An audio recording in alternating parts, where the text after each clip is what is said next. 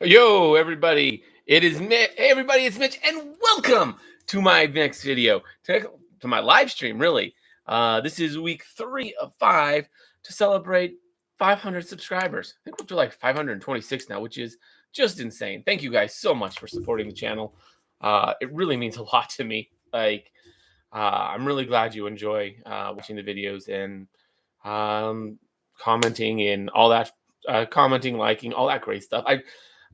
It really does mean a lot to me, and I really, really appreciate the support. Um, this will probably be the last one at this time. I know I said that last week, but this whole work process is being more difficult than I thought it would. Yeah, hopefully I'll be starting next week. That's what I thought this week, but hopefully it'll be next week. It's been delay after delay, to be honest, but I feel like it's starting to get some progress on that, which will be nice. I definitely could use the money on that. Um, but yeah. Anyways, as for the channel, again, thank you guys so much for the subs. This is going to be just like the other ones. It's just going to be your chance to talk to me, ask me questions about Dungeons and Dragons 3.5. Uh, you can really ask me anything, but you know, want to keep it mostly to D&D 3.5 because that's mostly what the channel's about. Pretty sure that's what most of you guys signed up for. I mean, I could be wrong, but I don't think I am. My analytics certainly don't certainly tell me that I'm not. Um, so yeah, um, we can discuss the game, whatever concepts in the game you guys want to hear about. Um, yeah, we got all sorts of cool things in D&D 3.5. It's again my favorite system. I that should be obvious from the large number of videos that I've made, um, as well as the the large number of videos I've made on D&D 3.5, as well as the videos I've made comparing it to other systems like my D&D 3.5 versus 5e, my D&D 3.5 versus Pathfinder. I don't know if my GURPS one have come out yet, but those ones too. All of those videos, they really, I think they really explain why I like 3.5 so much. And I talked about it a bit in the last system, or not system, the last video I did, last live stream last week. So yeah, um, but we will be doing 2 more of these. This one will be an hour and a half, just like the other 2 that I did. I'll be doing 2 more after this, so this is kind of the middle one. And yeah, we're going to be doing all of them are going to be an hour and a half long, as my way of saying thank you to you guys. Like, you guys, like the fact that you guys are subscribing the way you are, like that really does mean a ton to me. Like, I put a lot of work into this channel, and without you guys, it'd be for nothing. Like, your guys' support is what's making the channel worthwhile.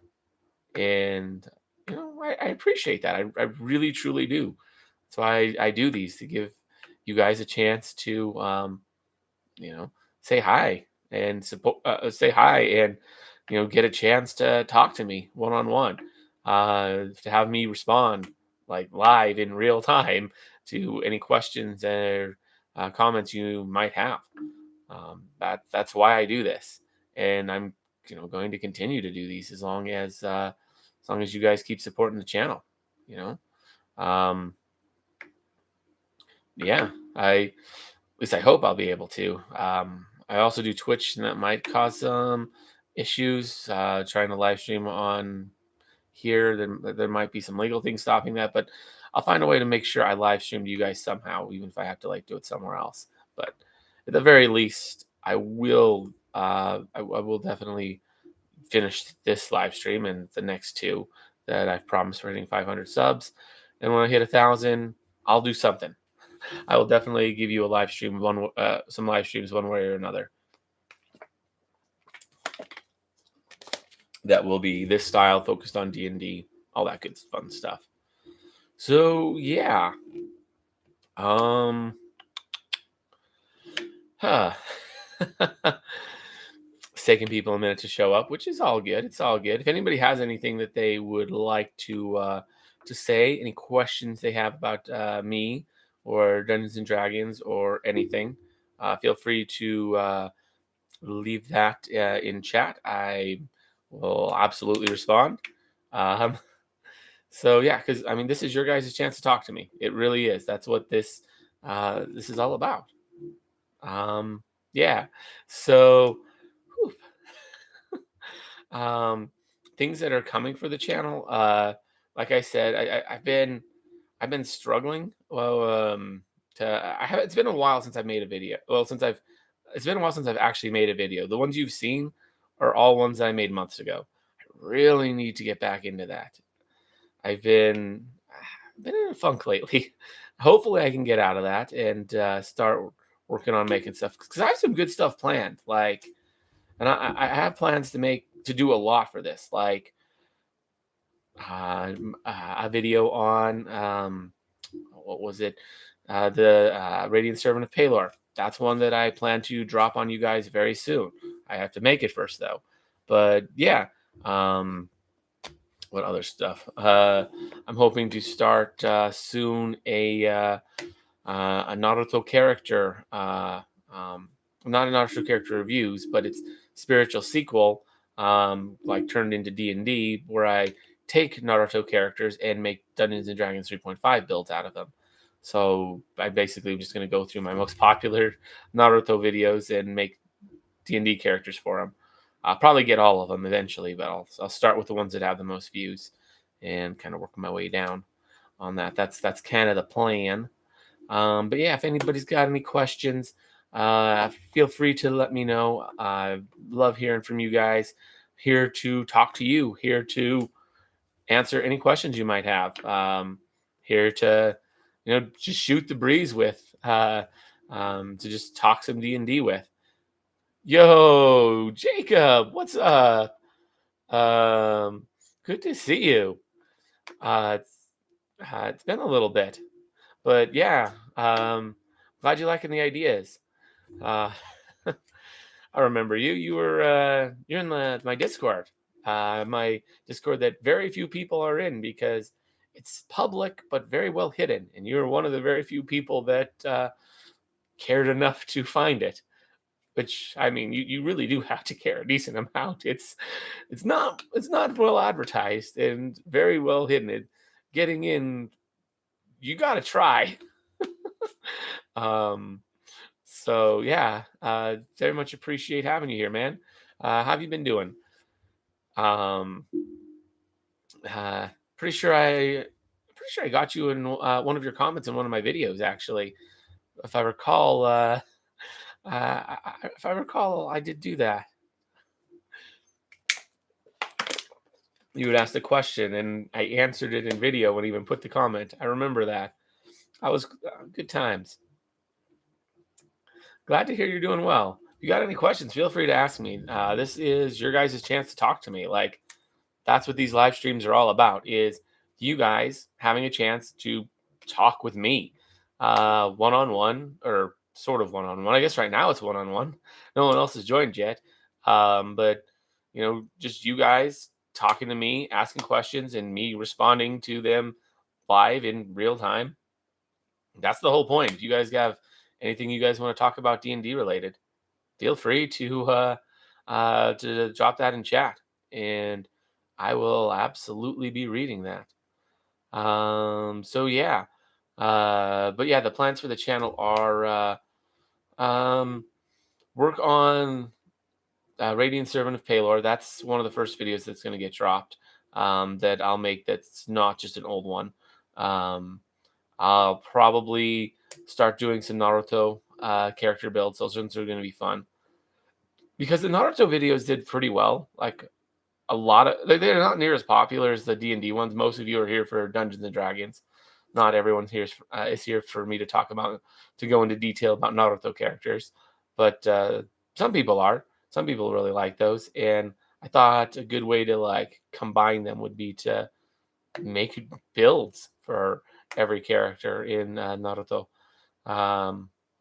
and talk about those. I thought that'd be a really cool idea. That's gonna be a bit of work. Build videos are so much harder to do than other videos. They take so much more research and planning to actually come up with good ideas. Like trying to think of new concepts is that was that's like the hardest thing for me uh, for making videos is the build videos. Oof, my process for that is much more difficult. Of the various different series, that one's definitely the hardest. Um, let's see, the next most difficult. That's probably my tutorial ones, the ones where I find like a subject in D&D 3.5 and just like really explain it, and just go into detail on how it works and all the mechanics that are involved in that particular process. Those ones are a bit of work as well. Um, yeah, and let's see. What else is? What else can be a bit of work? Let's see. My process for all my not my Naruto, the Naruto ones. That one's an interesting process. That one I literally just try and I pick a character that I haven't done, which sometimes I accidentally pick one I've already done. Anyways, do you think returning to skill point system instead of proficiency in next edition, if there will be next, would be a good idea? Ooh, I mean, I like the skill point system. I don't. I'd be surprised if they do it, just because they're really big on, you know, I think they really like that. I think that's the direction they're moving. So I'd be shocked if they actually went back to skill point system. I think a lot of people liked proficiency. I personally prefer the skill point system. It lets you customize things a lot more, but it is more complicated. So, like, I've had to make video. Like, I think I made a. Did I make a video on skill points? If not, I really should. That's a topic that deserves a video. Um, uh, so yeah, it can be complicated figuring out skill points. So I can see why they're probably not going to go back to that. Just the method is very complicated and it confuses a lot of people. So I can understand it. Um, I'd prefer the skill point system. I don't like the simplifications that they've done with 5e. I understand why they did it and I see the benefits to it. Um, Dungeons and Dragons has become a lot more popular since 5e came out, largely due to how simple 5e is. It's so much more accessible of a game to a general audience than 3.5. To be honest, video on most useful skills in 3.5 would be useful. Yeah, I could absolutely do that. Um, I think I have one that's specific for mages, but I don't think I have one on just generally what the most useful skills are. Um, Honestly, some of the most useful ones, spot and listen. Those ones are really good. Being able to gain information on your immediate surroundings, pretty useful to just be able to like, yeah, I know what's going on. The guy walked into the room. I heard it. Okay, that's good to know.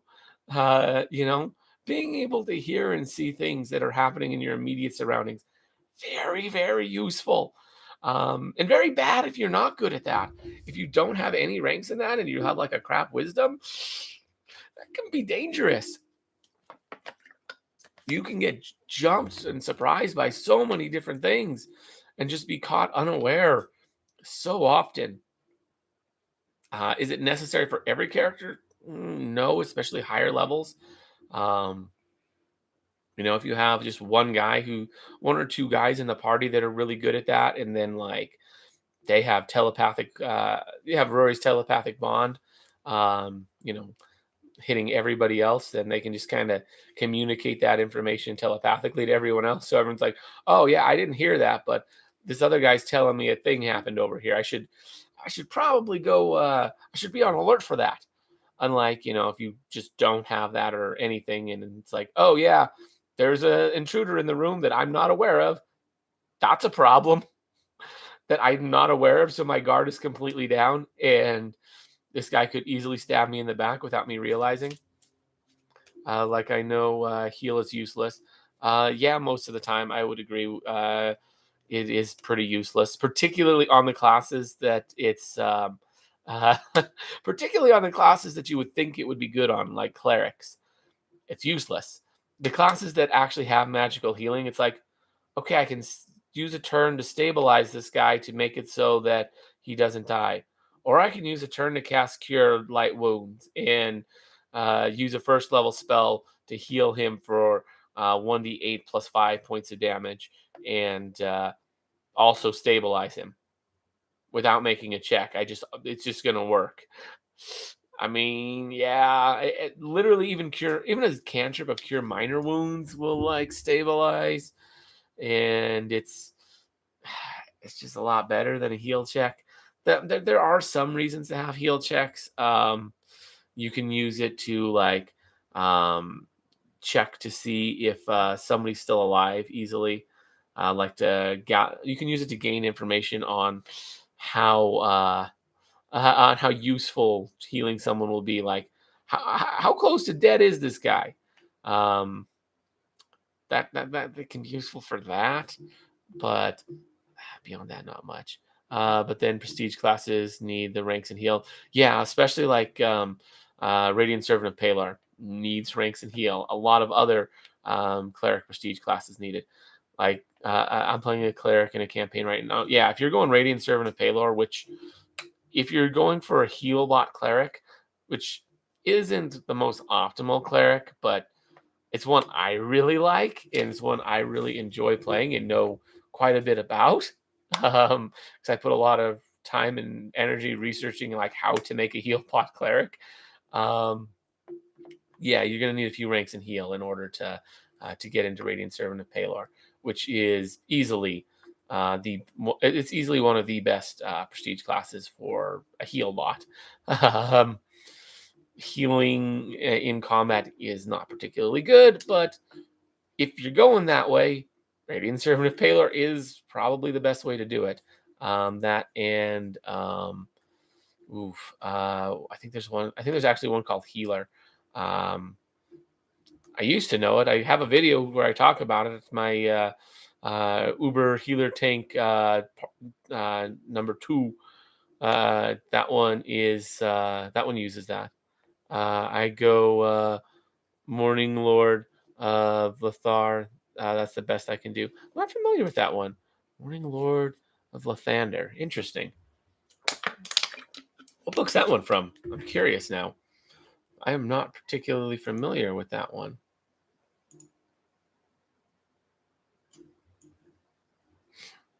So yeah, let's see if I can figure out what this is.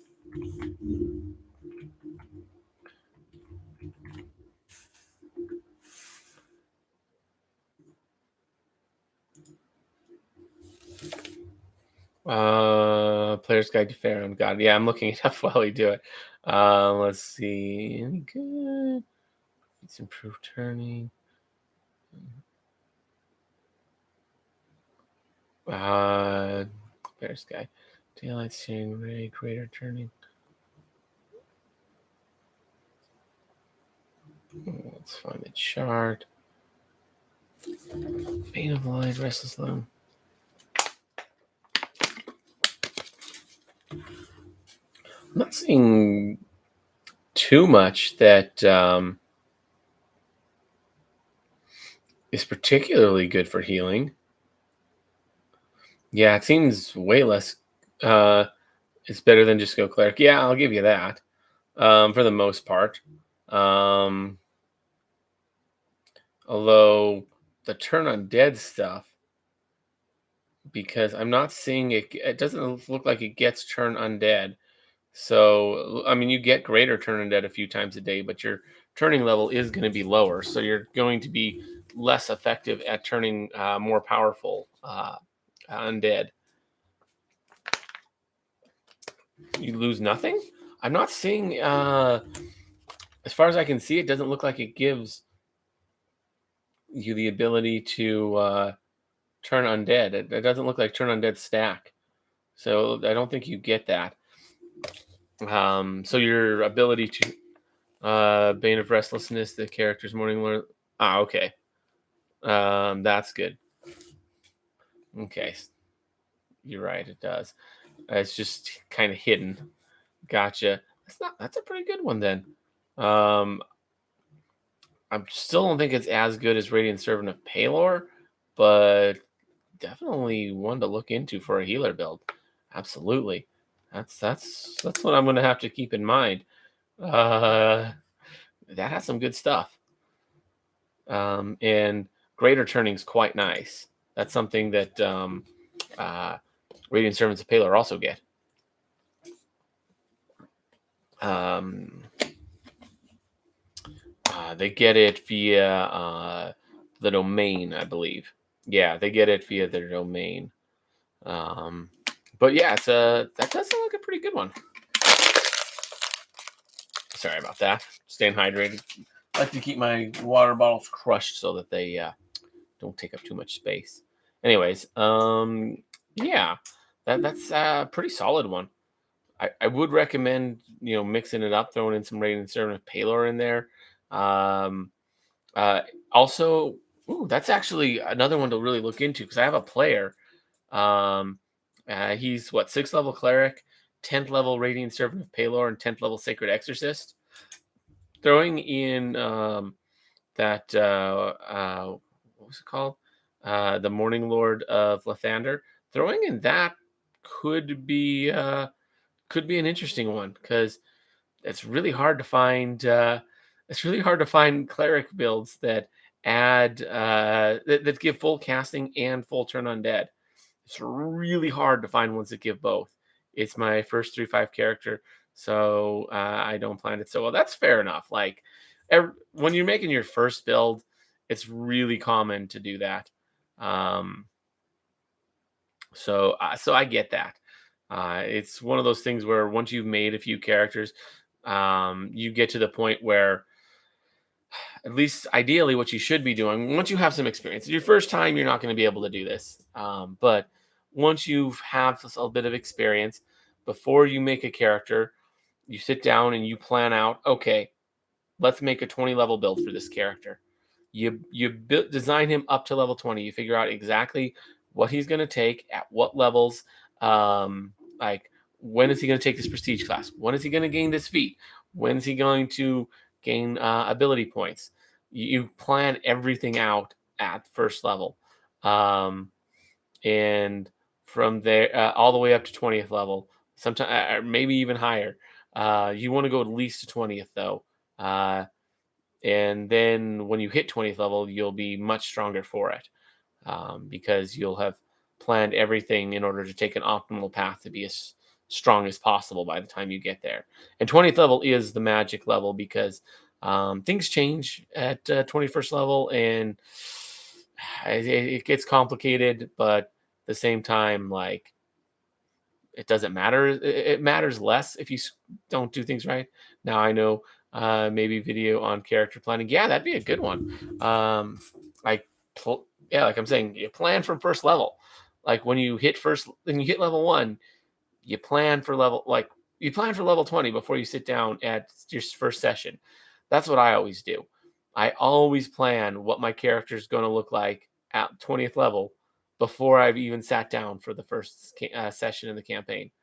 At least for session 1. Like, I may not have this might be like a session 0 thing where it's like, oh yeah, we haven't really started yet, but I'm going to make this character right now and really see what's up.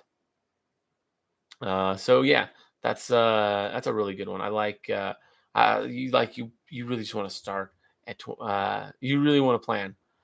It's uh, prestige classes is one of the things you want to focus on the most.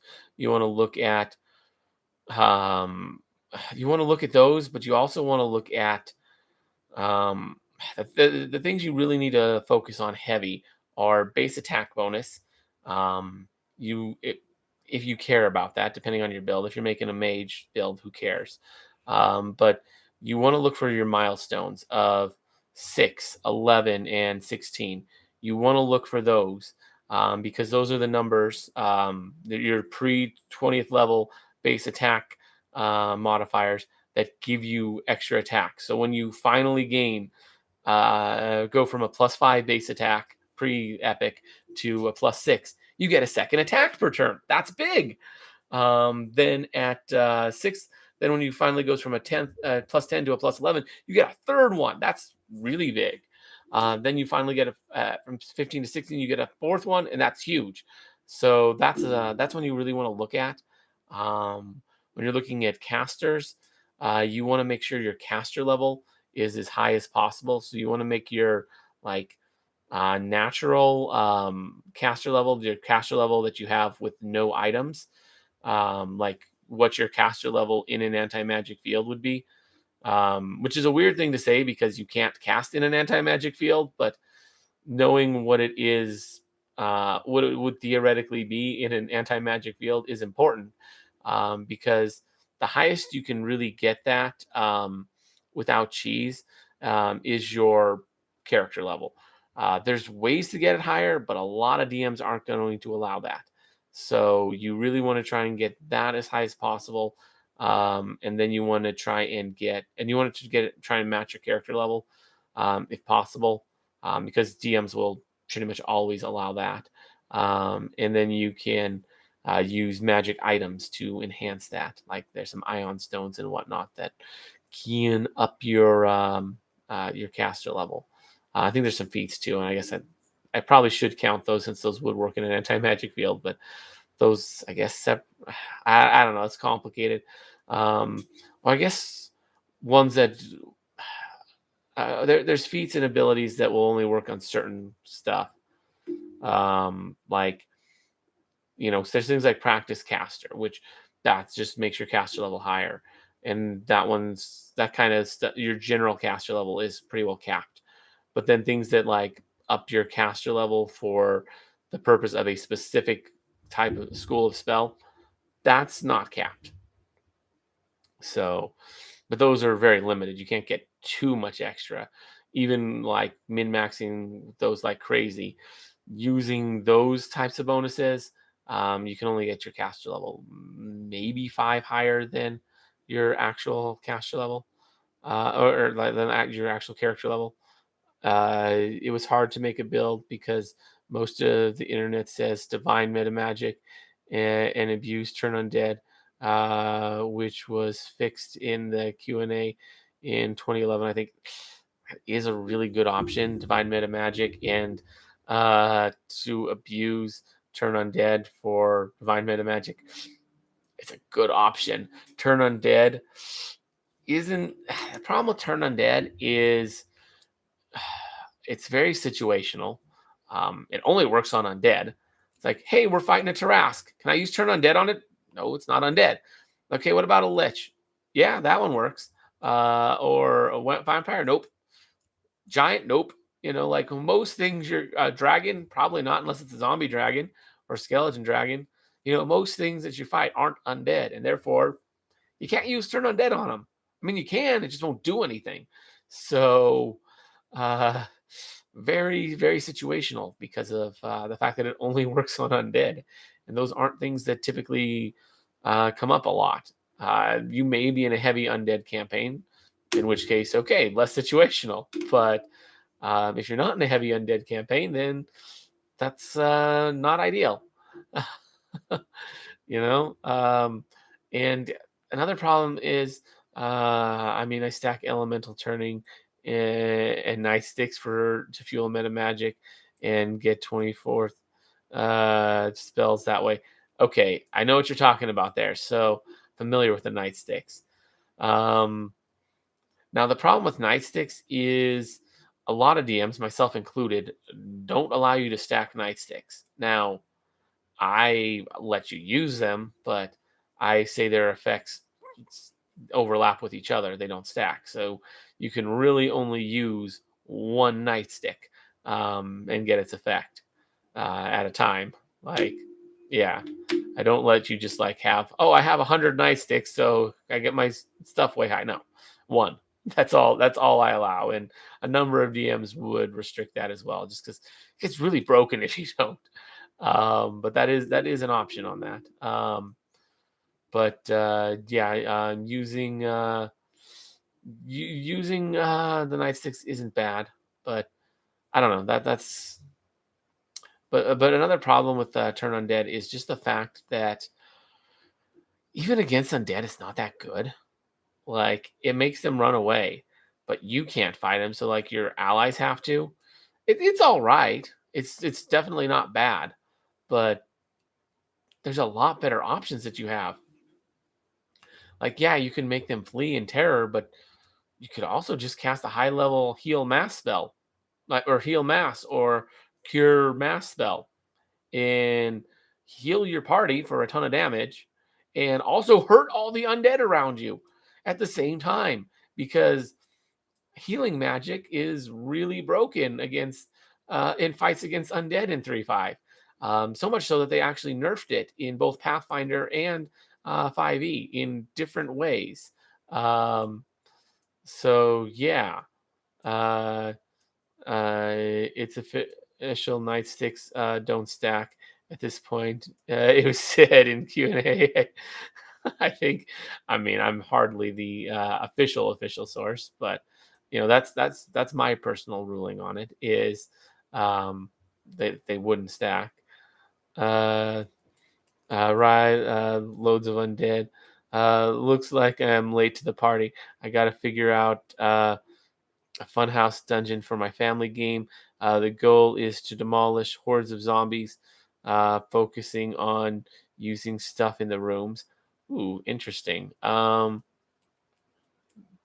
Looks the official D&D Q&A. I mean, I'm hard. I'm not. It's.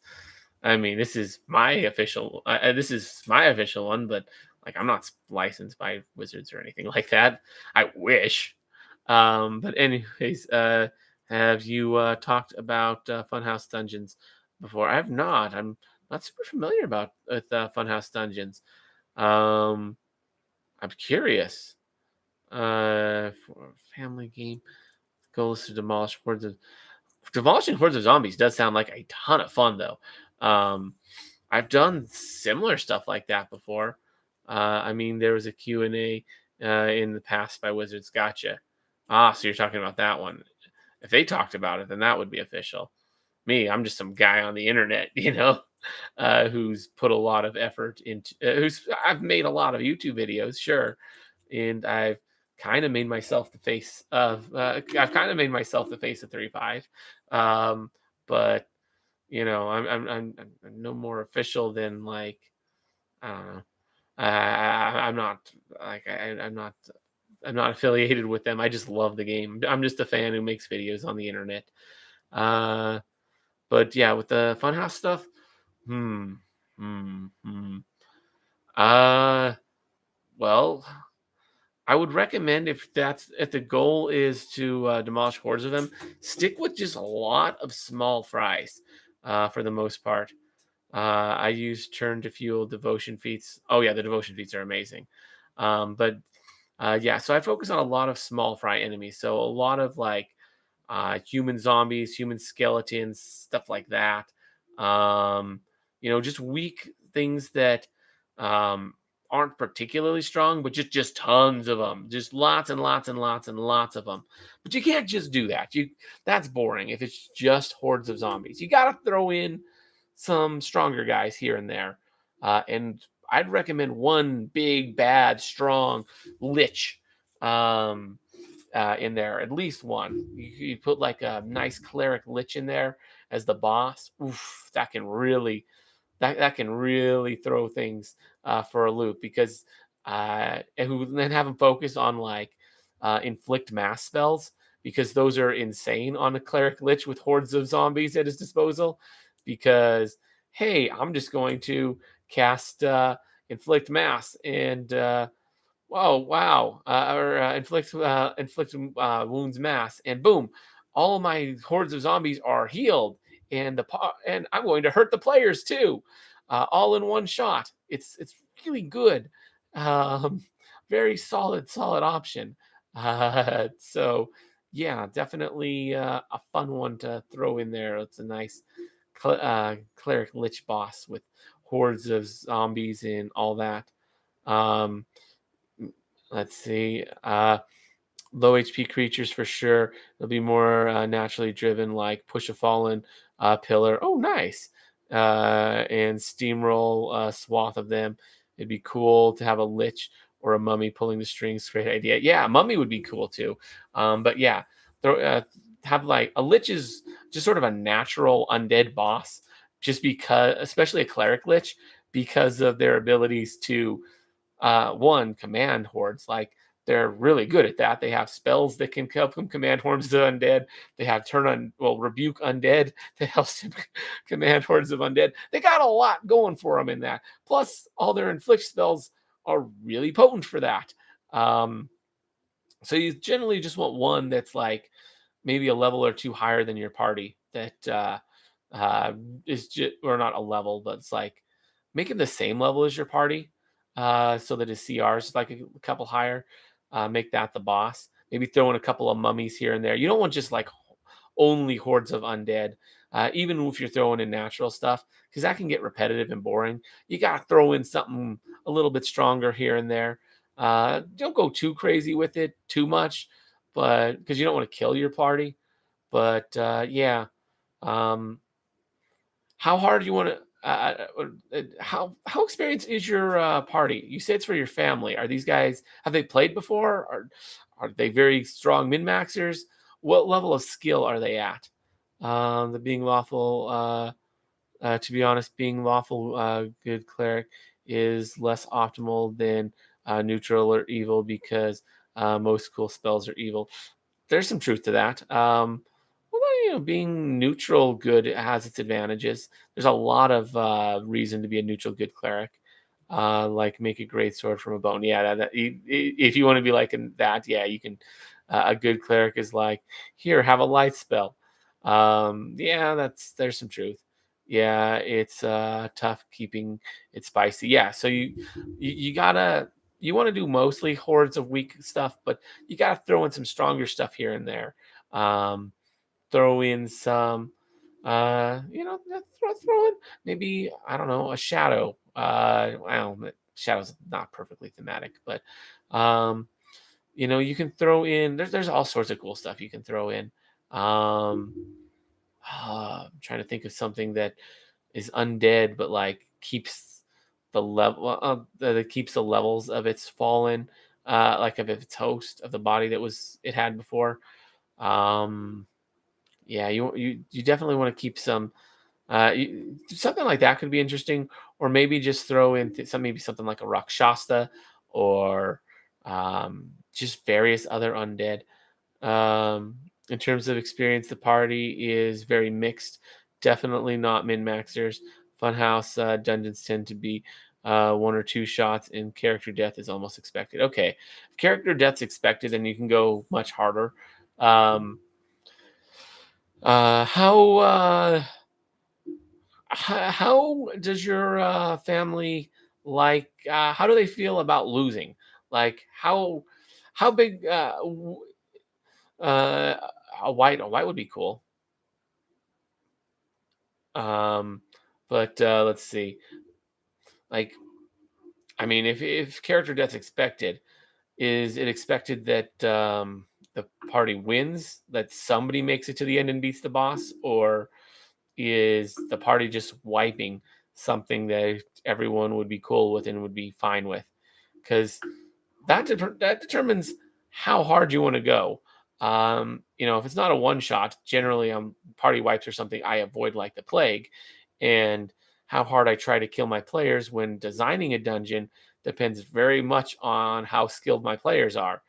If my players don't know what the heck they're doing, I'm not going to try that hard. I'm going to hold back a lot, and really be like, okay, well, let's make it so that they can. Because my goal is always to almost kill the party. And if the party doesn't know what they're doing, I hold back a ton because if I don't, they die.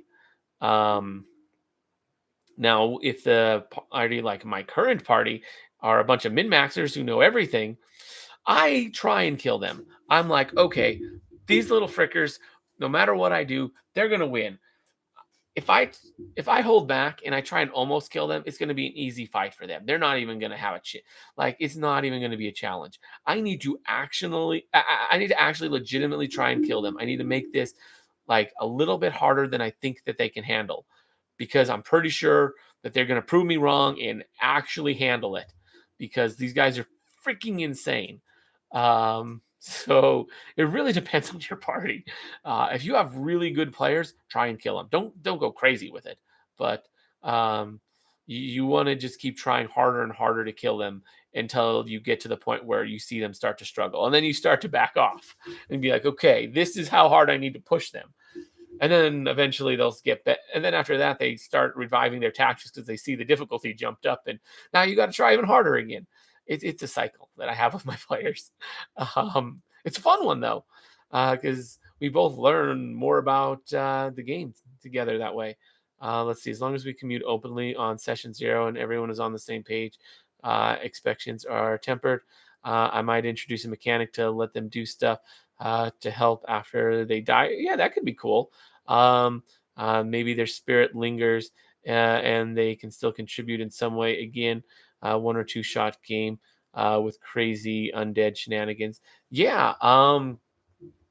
Depending on the motivations and like how people are dying, for something like that, one thing you could do after they die is you could go with the Sacred Martyr prestige class. That's one you may want to look into, is just like have them come back with that prestige class. Might be a cool way to do it. Yeah. Uh, Although that really depends on like what level everybody is and all that fun stuff. And if your party's even capable of bringing people back to life, which they maybe not, which maybe they're not. It takes a number of levels. I'll look Sacred Martyr. I'll look into it. Yeah, no problem. It's in the Book of Exalted Deeds is where that one comes from. But yeah, it's a prestige class that um, is a weird one. I wouldn't typically recommend it for like an ongoing campaign, because the fact that at 11th level they just die forever. But that's what they get at 11 for at their as an 11th level Sacred Martyr. But you know, if you're just doing a one shot where there's virtually no chance that you're going to be taking all 10 levels and then gaining another level. Oh yeah, Risen Martyr. That was it. Sorry about that. It's been a little while since I've looked at it, but yes, Risen Martyr. But yeah, if you're doing like if it's just a 1 or 2 shot, I mean, you're not going to be gaining 11 levels in there, so it's not like your character just being gone forever is really that big of a deal, because it's not going to happen. Or maybe it does. Maybe you say, hey, uh, you know, maybe you plan it out so that somehow you get those levels just by at the end, or you just give them a ridiculous amount of experience at the end. You just cook the books and say, yep, you all get a bajillion experience. You're all level blah now. I mean, for a one shot, that's perfectly fine. Let the characters, if they survive, go out on a good feeling, and have the Risen Martyr like just be like, "Yep, level. I rise and am dead forever." But yeah, I get I'm dead forever, but I'm like get to enjoy like the best afterlife possible because I'm a good person. That could be a cool one. Or if you don't cook the books, you can just say, "Hey, afterwards, you wander the earth helping people and ridding the world of evil as you try and like be perfect your soul to uh, have the perfect afterlife." There's all sorts of there's all sorts of things you could do with it. All good. I'll steal some concepts from that and whip up some homebrew. Yeah, that works too. It's all very beer and pretzels atmosphere. Fair enough. I've I've been in those kind of atmospheres before. It can be kind of fun. I haven't done anything with family before because my family's not interested in Dungeons and Dragons, unfortunately. Uh, you would think that somebody who like makes all sorts of stuff would have like a family that plays D&D. Nope. I'm like the only one in my family that plays this. I have friends that do, but yeah. If I ever have kids, I'll definitely teach them to play. But yeah, let's see. There's a lot of stuff we can do to carry it forward if we have the chance. Great suggestions. Yeah, no problem. Uh, but yeah, I very much D&D is just an awesome game. It's a fun way to socialize with other people. It's particularly like if you're socially awkward like me, and you know, it's a great way to interact with other socially awkward people. It's great. But yeah, I love D&D, and yeah, that sounds like a lot of fun. I've been in a number of different types of D&D groups. I've seen quite a few different ones. I've seen like the more beer and pretzel style one. I've seen uh, I've seen quite a few different things. And that's one of the things that I love about it is, and one thing that I really like to emphasize with the game is, if you didn't enjoy it your first time playing it, maybe you just had a bad group, or not even a bad group. You had a group that doesn't fit with your play style. You know, try again. Find a group that does fit with your play style. Find people that it's like, hey, I like you guys. We're friends. We kind of like the same kind of stuff. Find those guys. Ditch the guys that you're struggling to do to play with. Ditch those guys. Like, you're just killing everyone's vibe. Oh yeah, I'm surprised I haven't put my foot in my mouth yet or made things super awkward in chat. I'm right here with you. Yeah, I figure as much. Like, I mean, how many like most people that I've seen who play D&D are socially awkward in one way or another. Like, you don't see your, like, when I was playing with the Dungeons and Dragons club at my college, like, sometimes we would refer to people who like don't play D&D and who we just like call people normies, be like, oh yeah, the normies, I don't play. Like, you don't see normies in D&D very often. It's pretty rare.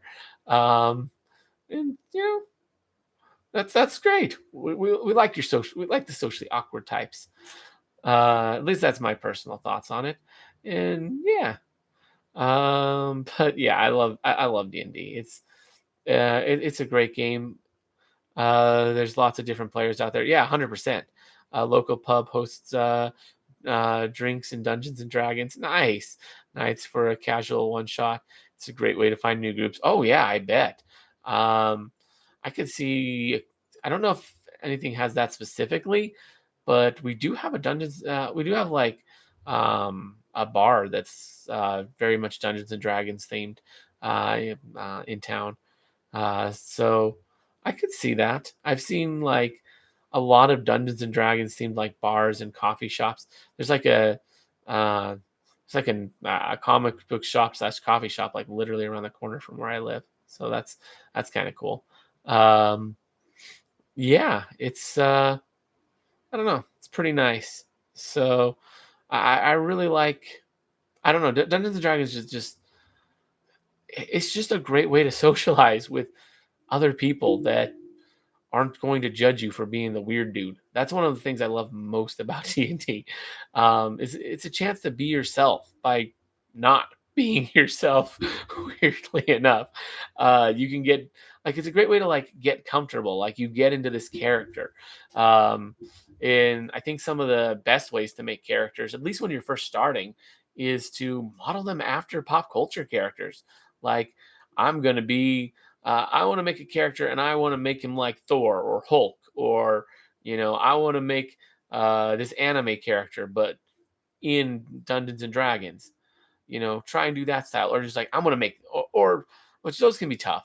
Or if you want to like do one that's easier and fits the theme better, I want to be Legolas from Lord of the Rings, or I want to be like Aragorn, or something like that. Like, that's easy enough to do.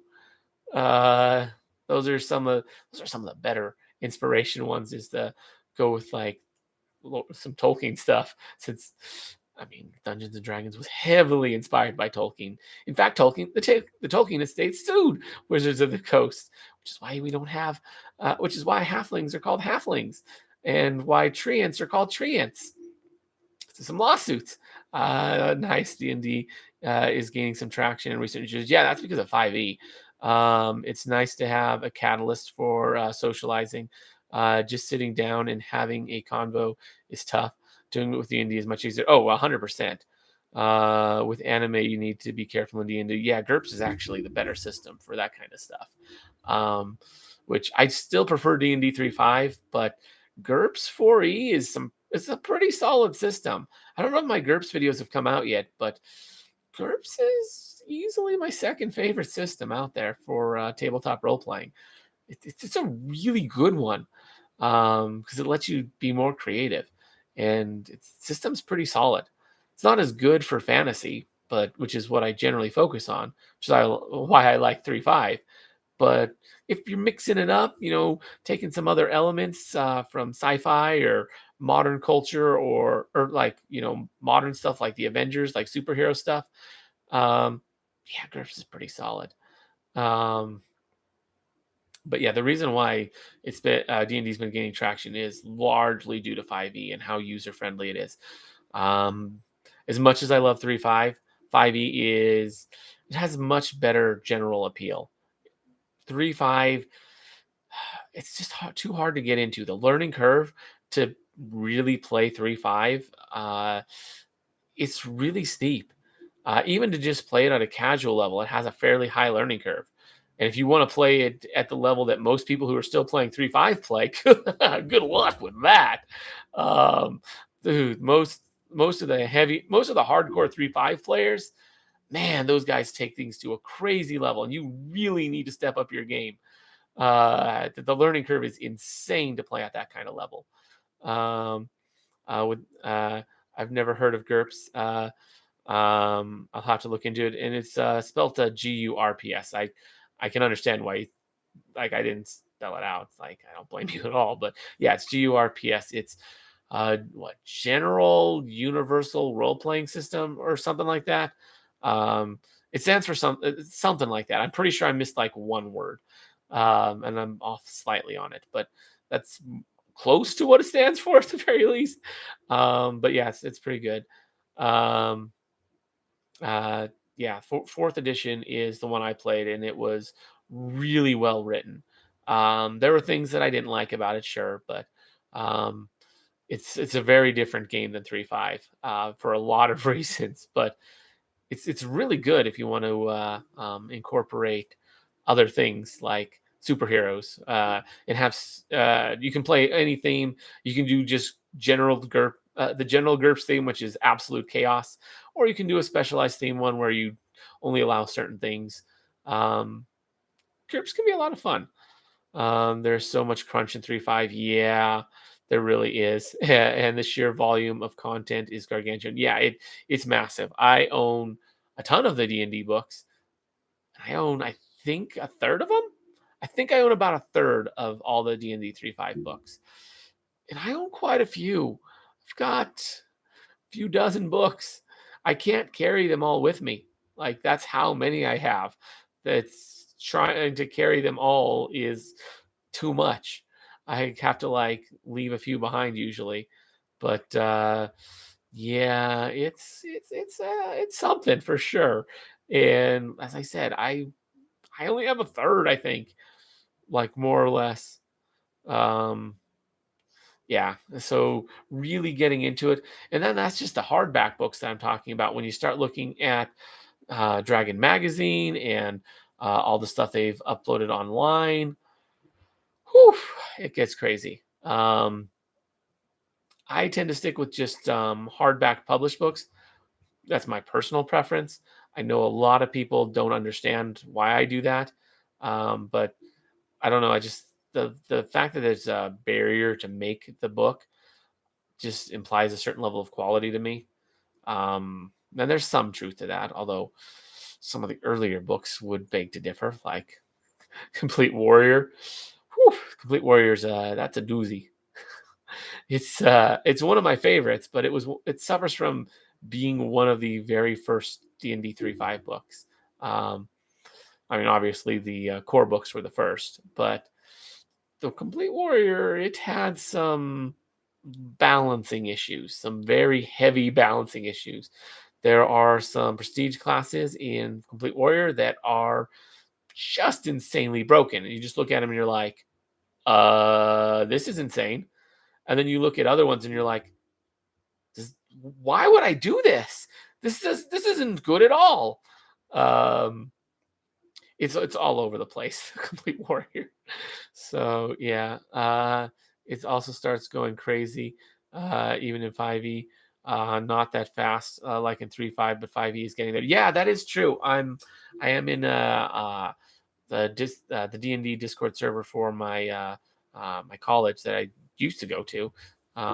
As a treasurer of that of the club for a long time, but yeah, it was something.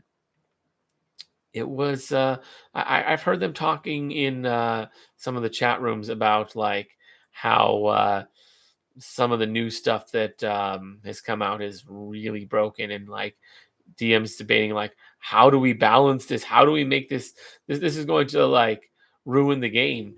Um, like having people like talk about, yeah, now the game's ruined because okay, and I'm like, yeah, just you just got to balance it as DMs. It's like, okay, yeah, sure, we can do that, but what about people who aren't as capable? And I'm less like, dude, I come from 3.5, man. This is nothing. Um, which is there's a lot of truth in that 3.5.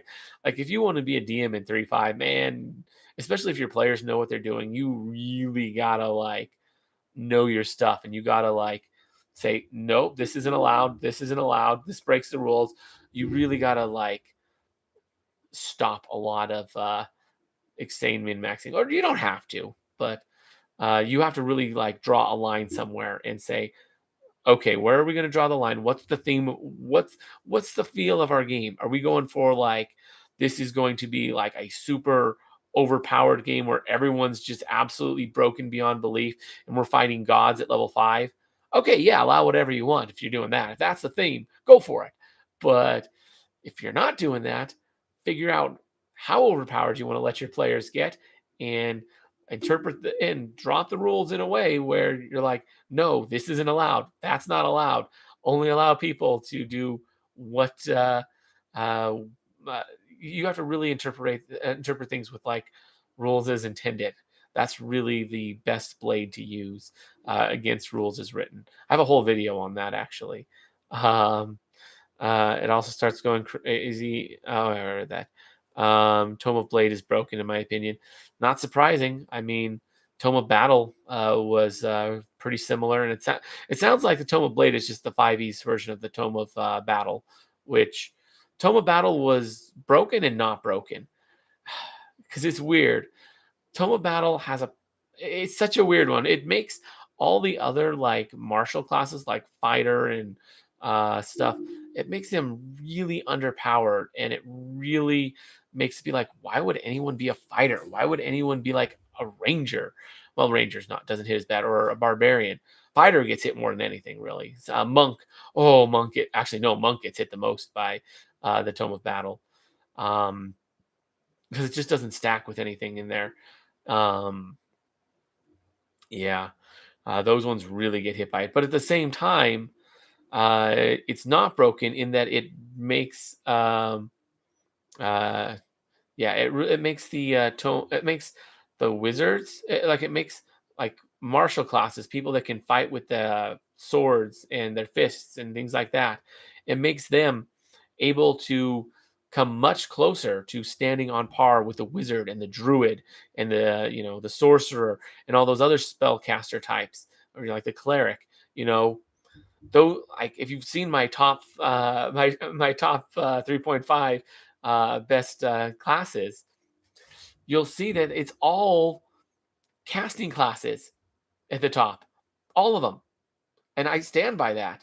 Like there's no question in mind. You can argue which one's better between the within the top 4 of the player's handbook, with the wizard, the sorcerer, the cleric, and the druid. You can argue which way to arrange those 4, but you really can't argue that those are the top 4 in some order. Like there's really no arguing on that, at least in terms of player's handbook. caster classes are just good by the way the game is set up. And Tome of Battle makes that less true. It's still true, even with Tome of Battle, but Tome of Battle evens the playing field a bit. It makes it so that the guy with the sword can actually hold his own somewhat against the guy with the spells. Um, it makes the game more interesting. But yeah, 5e in 5e Tasha, Cauldron, odd everything is full of not well balanced stuff. Yeah, that's understandable. I'm not surprised by that. Yeah, spell sexing is just too good. It really is. Um, which is why like the most optimal builds in the game are pure casters and not even Gish casters or the Urge casters. They're just not as good. Like having a split between two different castings, having high level spells is just better than having more variety in low level spells. The access to the higher level stuff is just worth more. Um, Losing 3 levels in two different, so being you know effectively 3 levels lower as a cleric and 3 levels lower as a wizard to be both isn't as good as just being a cleric or a wizard. It really isn't. Your most optimal builds are ones that are going to have um, their caster level is going to be pretty much max. Their ability to gain spell casting is going to be either identical to that of a wizard or cleric, or it's going to be real close. There's a few prestige classes that offer really, really good benefits for a slight slowdown in your progression of spells, and those can be worth it. But more often than not, you don't want to take anything that interrupts your spellcasting progression at all, unless the ability is just really, really good. Um, at least if you want to be optimal. If you don't care about optimal, if you like the variety and want to play suboptimal, then yeah, go for it. And I encourage that. The game is so much better when you don't go like full on min maxing and you like mix it up a little. So much more interesting when you do that. I kind of like how 4E even things out a bit. Lots of character options, but still it's interesting. I'm not particularly familiar with 4E. I mostly just heard how horrible it was and then avoided it like the plague. So I don't really know a lot about 4E. But I know it was a D6 system, and they turned D&D into a board game in a lot of ways, and a board/card game, and like it's not real. Like 4E is not even really a tabletop game to the same extent anymore. It's more of a board card game than a tabletop in a lot of ways. But I mean, it is what it is. Some people like it. I mean, I would rather fix casters than make fighters same level overpower. That's true, but it's really hard to fix casters um, mid game. Like, what do you do? Do you just like nerf all this? Like, it's hard to just nerf all the spells and say none of those spells are good anymore. Like, no, that's a pain. Um, it's just really hard to just nerf anything like mid edition. Uh, let's see. But it's not very possible. Yeah, like you say. Um, I'd appreciate. I'd approach it like the other way. Lift up the martial classes. Nobody likes getting nerfed. Yeah, that's true. Nobody likes getting nerfed, and also like the Tome of Battle, it lifted up the martial classes. That's what it did. It made the monk so underpowered. There's a reason why a lot of people don't like the monk. It's because the Tome of Battle exists, and there's just no synergy with the Tome of Battle and the monk. The fighter, the fighter's still a bit underpowered. Player's Handbook 2 did a decent job making it better by creating some pretty good fighter unique feats, but I still don't know if it's really worth it. Um, Uh, it's not really that bad. and they have some really good aspects too. Yeah, it was very tactical in the way of combat. Uh, Tactical, not tactile. Nice. I didn't even catch that, but yeah, yeah. Yeah, the Tome of Battle. I haven't looked into it as much as I should have, but I've seen like my players use it a lot, and I've looked into it a bit, and yeah, it accomplishes its purpose well. It lifts up martial classes and makes them able to stand on par with the casting classes. One of the problems, though, is there are numerous books that buff casters, which kind of defeats the purpose because now casters are also better. So there's so many things that buff casters. It's insane. Um,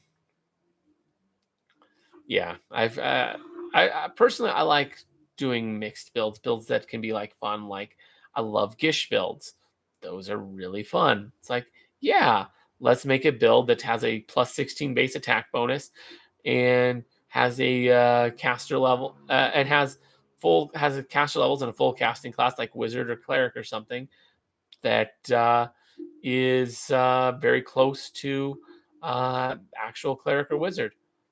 You know, that can be really solid. Having something like that, it's like, yeah, I'm actually I'm able to get 4 attacks per turn, just like the fighter, even though my base attack bonus is 4 less. But with practice caster, my spells are just as potent as the wizards. I'm a little behind in spell levels, but those can be really fun. They're not super optimal, but they're fun and they're not terrible. They're pretty close to optimal. Uh, let's see. I mean, people don't like 4E because it got rid of most roleplay elements. Yeah, and focus on combat 100%. Yeah, that's fair. Like, there's a lot of. Uh, I mean, I like the combat personally, but so maybe I would like 4E, but I've never played it. But I don't know, the whole card and board game elements to it. Those are fun, but I don't know if I want them in my D&D game. You know what I mean? Like I like being able to customize. That's one of the main things that I love about 3.5 over 5e is it's so much more customizable than 5e. Like 5e, it's 80% of your customization is done when you pick your class and then your subclass. That's basically your build. You say this is my class, this is my subclass. I'm just going to put all my levels into that because that's generally the optimal way. Multi-classing isn't very good in 5e. It's highly discouraged with just the way that they've built everything, and it's I don't know. It's not terrible in 5e, but they really did design it to not multi-class. So yeah, you pick your class, you pick your subclass, and then you're pretty much done. You have some items you can pick to up things a little. You can use your stat array to pick which stats you want to go high and low. But honestly, there's only like 1 or 2 decent options. So there's not a lot of thought that goes into that. You're like, yeah, I want my character good, so I'm going to put it this way. It's like, okay, yeah. you, you either put them in the specific way or you make a bad character. It's really one of the two. Uh, so that's one of the problems with 5e that I have. But it's super user friendly. It's super like beginner friendly, and I love that. It's really good at just like taking people who've never played D&D before and allowing them to play with a low barrier to entry. I love combat too, but I also like having background to fights. Oh yeah, that makes it a million times better. Like why and who I'm fighting. Oh yeah, um, that's you definitely want like a why and a who. You need some sort of background. You can't just say, "Hey, I made this dungeon. You're going to be playing it for a year. Have fun." No, like that's dumb. You can't just say you can't just do that. Now, I did recently have my players play a dungeon for a full freaking year. We've had 5-hour sessions weekly for a year, and that's how long it took them to get through this dungeon because that's how big it was. But at the same time, you know, there was a plot behind it. There were devils taking over the world, and uh, they'd taken over their entire country. And the players, they want to defend their country. They're good guys, and they're like, hey, these devils took over the country. Let's get it back. Let's liberate the country from the devils. Turn it back to what it was. Return the country to the people. Um, and yeah, and it's the devils. They were torturing the people. Like they had reason to be doing that. Like you got to give them a reason. But yeah, if you year-long combat now, since that ended, and several months ago, they've done almost no combat, and I don't intend to have them do any combat for a while because, well, it got a little overdone. But yeah, uh, you got to balance that. If you go like crazy combat for a year, you lay off for a while, and then you hit them with more crazy combat afterwards. That's my plan, at least. And then my players know it. Uh, there's a lot of customization in 4E. Oh, nice. I didn't know that. The cards are just spell and item cards. I thought it was a common way of organizing those aspects of the D&D game. Still character sheets and stuff like normal. Oh, interesting. So, okay, so it's kind of like a deck builder, which I used to play Yu-Gi-Oh. I stopped back in '06, so the only Yu-Gi-Oh format I could actually play that I would actually be able to play and enjoy would be the GOAT format. But I used to play that, and so I'm familiar with deck building. It can be quite fun. Yeah. Now that I think about it, I think Wizards also makes Yu-Gi-Oh. So it's not surprising that Wizards would have made 4E. I guess they tried to make Dungeons and Dragons more like Magic the Gathering. Human Wizard in 3.5, just core rules. Not sure if I should specialize. Oh, also welcome, we'll see. Specialize in conjuration or transmutation, then planning ahead. The first 5 feats I should choose as I go. Okay. That's a good question. So human wizard, great start. Like you're going to be crazy powerful with that. The spells you pick are going to be really important. Conjuration is really useful if you have like anti-magic fields and fight or golems or something, because conjuration spells bypass spell resistance pretty much always.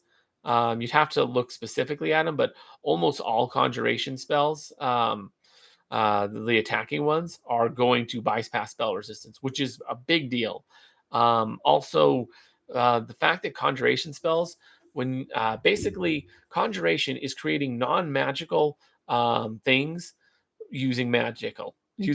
That's basically conjuration magic in a nutshell, is using magic to make non-magical things.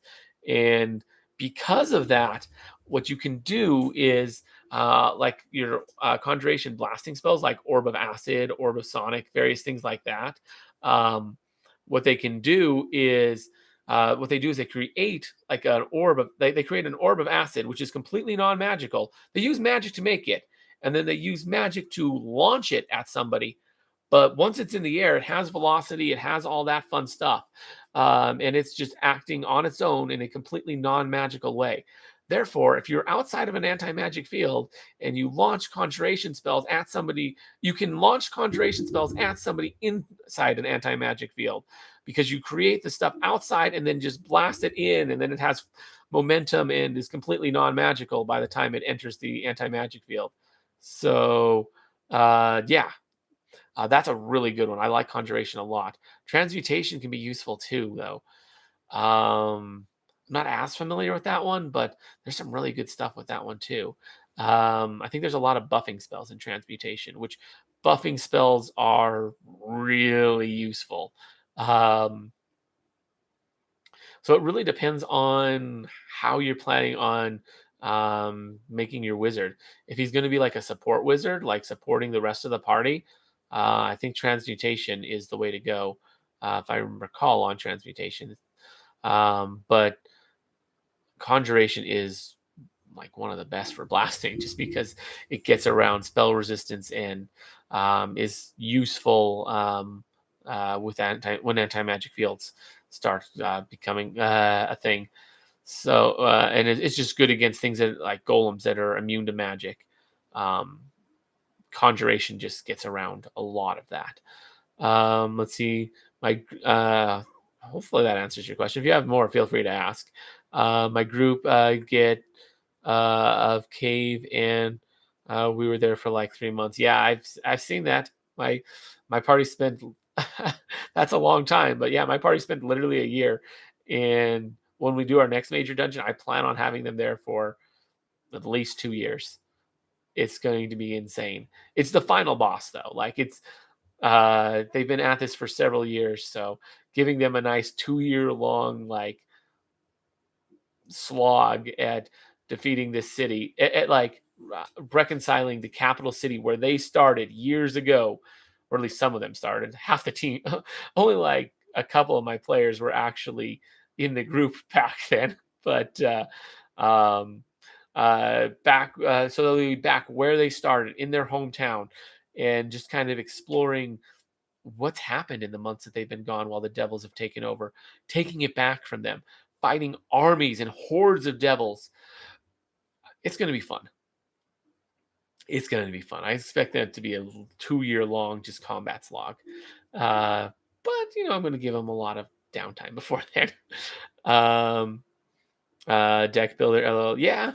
I mean, 40 is, it sounds like it's a bit of a deck builder, but that's why a lot of people didn't like it. But I mean, I don't mind deck building. I've just not what I expect when I come to play D&D. You know what I mean? I expect something different, but deck building is perfectly fine. And I do enjoy those kinds of elements. Um, but yeah, for hope that answered your question. Well, Wizard, very good class. One of the harder ones to play. If you're new to the game, you're jumping into the deep end if you're playing a wizard right out the gate. In terms of feats, oh yeah, feats. Ooh, that really depends on how you're building your character. There's so many different ones. Meta magic feats can be really potent. Um, so getting something like Quicken Spell is one of the best spells out there, or not spells, one of the best feats for a wizard out there. Really, really solid. It has its problems of, I think it's what, it's like 4 or 5 levels higher that you have to like make the spell level. So it's really it's really intensive on your spell list to use quicken spells, but it's worth it because it really ups your action economy in a big way. And 3.5 is really all about action economy. Thank you. I now assume Conjuration is your favorite. I do like Conjuration a lot, just because I've seen how useful it can be. Uh, I'll go with that. But what are the first 5 feats you would choose? Gotcha. Yeah, Conjuration. It's got some really good uses. Transmutation's not bad though. There's a lot of really good ones. But yeah, Conjuration's it's a good one. But anyways, yeah. The meta magic feats, I would focus heavy on those. Quicken Spell is a really good one. It's really heavy spell slot wise, but action economy is king in 35. Like if you want to be good, action economy, you want to maximize that, and Quicken Spell is probably the best feat in the game for maximizing your action economy. I could be wrong. There might be better, but it's very much up there in terms of maximizing your action economy. Um, what else could be done in terms of feats? I haven't looked. Yeah, meta magic are ones you want to focus on a lot. Twin spell's another really good one for that, because you can make it so that when you cast your spells, you can basically get 2 of them for the price of 1. So you cast the spell and you basically cast it twice. Very, very nice. That twin spell's a really good one. It's sort of like multi-shot, but with magic, which is, but you also only get 2 of them at most. So it's not bad. Twin Spell is a really, really solid one. Twin Spell, Quicken Spell, two of the best meta magic feats out there, two of the best casting feats out there in general. Um, uh, let's see. Hello, please make a video about D&D 3.5 recommended adventures. Ooh. What do you mean by recommended adventures exactly? I'm very curious on that. Uh, improved initiative. Improved initiative can be nice. Being able to go first is definitely good. Spell focus, yeah, that's a good one as well. Um, but yeah, being able to go first can be really nice. Getting that first turn advantage can be a really big deal, especially if you're optimizing well. And the thing about improved initiative is how good it is really depends on how well you optimize. If you're playing a low optimized game, improved initiative is really not that big a deal because you're probably going to be slogging it out for quite a few turns and really getting that one extra at the start. It's not that big a deal. But if you're doing heavily optimized stuff, you're in a situation where both sides are able to like kill each other in one or like do like one shot each other or close to it, like kill the entire like drop the entire party's the other guy's health completely in a turn or two. And when you have that, yeah, going first makes a big difference. Um, it's kind of massive to be able to go first if you're heavily optimized. So improved initiative's really good, but low optimization it actually becomes less good. Interestingly enough, just because you spend more turns, the longer the battle goes, the less good improved initiative is. Um, let's see. I don't remember Twin Spell and Core. Yeah, Twin Spell's not in Core. That's Complete Arcane. Did you say Core? Sorry, let me look. I may have missed that section. Oh, just Core rules. You're right. So yeah, Twin Spell's off the table then. Okay. With just Core rules. Ooh. That limits things a bit. Let's see. What are some item creation ones wouldn't be terrible, although not the best. I'm trying to think what's in core. The shoe materials isn't bad. That one's not a that one can be useful. Being able to cast spells as you see fit, or to be able to like not have to worry as much about material components. That's not a bad one. And just core. That's so restricting. It's been a while since I've looked into core only. Um, if you're doing that, maximize spells pretty good. Yeah, maximize is a really good one. What is it? Empower, I believe, is the one that makes it so that your spells are 1.5 times stronger. That one's pretty good. Those are really good. Yeah, spell focus can be really good for helping to overcome to just make sure your spells land. That can be solid. Yeah, there's a lot of really good ones out there. There's a number of good ones, but a lot of it's in not core. So limiting it to core that makes it harder, but I think limiting it to core makes the wizards less good. They're still like one of the best classes in the game. Don't get me wrong, but I think it's less overpowered with just core. But yeah, because there's just so much good stuff in other books. Although that's true for a lot of builds. Um, hmm, yeah. Uh, Those are some pretty good ones. Yeah, not twin. Quicken spell, 100% though. That one is so good. Quicken spell, maximize spell, empower spell. Those are some really good ones. What is it? I think widen spell can be decent if you're using a lot of area of effect spells.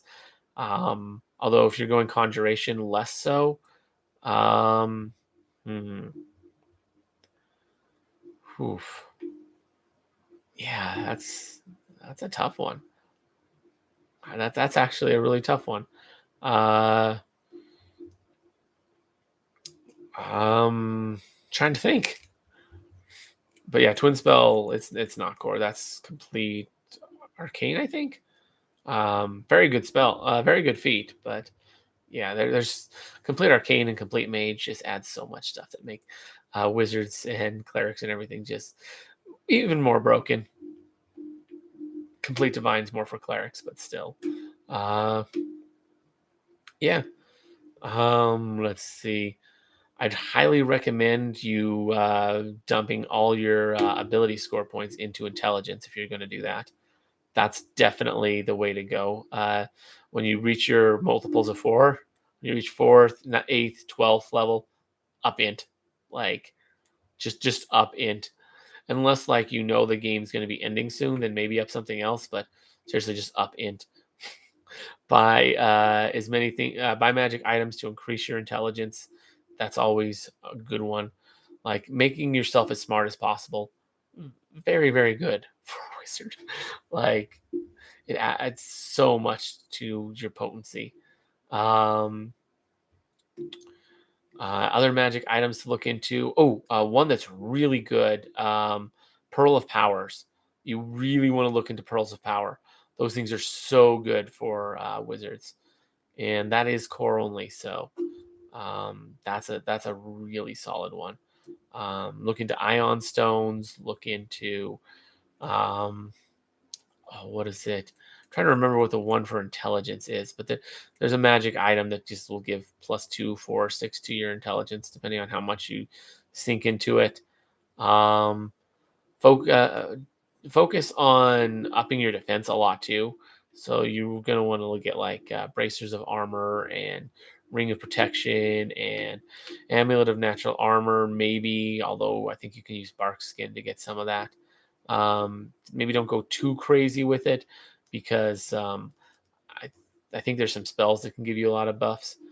I got to bounce, Mitch. Good luck with the rest of the stream. Grats on 500. Yeah, no problem. I'm only going to be here for another 2 or 3 minutes anyway, so you're not going to miss much. We're literally only going to be here for a couple of minutes.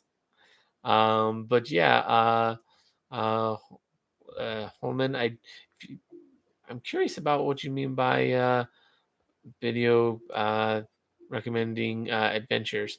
Like I could come up with some stuff, like some campaigns I've done. Like currently, my adventure is all about devils have just like devils have infiltrated infiltrated the country that you live in. Um, like it starts out everything's good, and then just like devils that are way too strong for the party um, just take over the whole country, and you end up in a situation where you're just outside of a place where the devils have are just strong enough that like you can maybe beat them. So that's kind of how my campaigns that I'm currently running was. It's save the world from the devils. Initially, it wasn't. Initially, it was just like a sandbox game with not really much going on. But there was a lot of foreshadowing that stuff was about to go down. Um, and yeah, then stuff went down, and it's like, oh, well, the devils have taken over this country that you're from. Uh, have fun taking it back. You know, because the devil, like, there wasn't really much of a choice for the party. Is like, well, we could join the devils, but we really don't want to. That would suck. And the devils aren't going to treat us well. We're just going to be slaves to them, and we don't want that crap. Um, we could do nothing, but that's not doing nothing's not even really an option because the devils have conquered everything. So basically, they were forced to fight the devils, at least at first. After they freed a few places, they could have just like, well, that's good enough. We'll let the devils have the rest of the country, and we'll take the parts that we cleared. Like they could have gone that route. They're not, and that's a really weird way to do things. But it's an option, I guess. and they sort of do that. Like they like take their time and uh, plan things out, take a lot of downtime between when they make their next attack against the Devils. Excuse me. But yeah, that's been that's the campaign I've done currently. I've done, let's see, I did a Lord of the Rings themed one. That was kind of cool. I've done all sorts. I've done a number of different things. I had one that was literally just based on current events.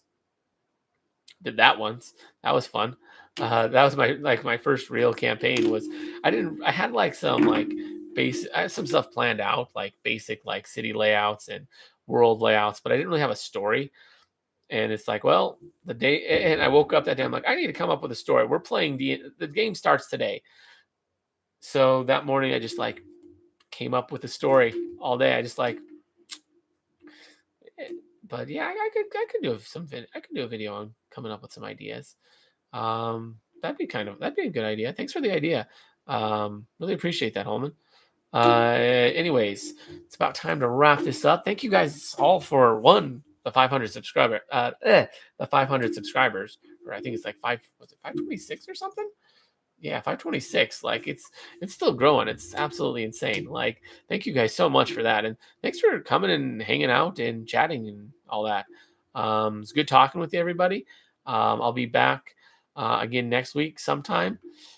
Uh, hopefully, hopefully not at this time, but we'll see. It really depends on how things go with work. And if I actually do start work next week. Hope everyone has a great Thanksgiving, at least for all my American fans out there.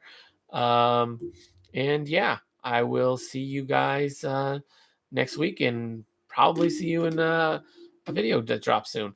Anyways, as always, I'm Mitch. I'll be seeing you.